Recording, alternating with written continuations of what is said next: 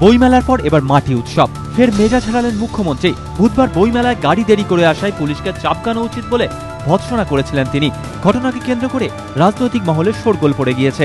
মুখ্যমন্ত্রীর সমালোচনায় সরব হয়েছে বিভিন্ন মহল, কিন্তু মুখ্যমন্ত্রী তার অবস্থানেই অনড়। তাই বইমেলায় পুলিশকে ধমককে ঘিরে বিতর্ক কাটার আগেই শনিবার মাটি উৎসবে চিত্র সাংবাদিকদের মুখ্যমন্ত্রীর হুমকি, এক থাপ্পড় দেব।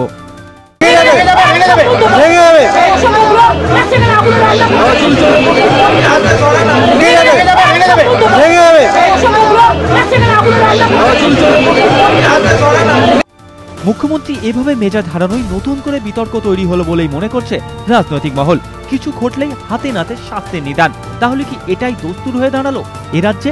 প্রশ্ন তুলছে ওয়াকিবহাল মহল।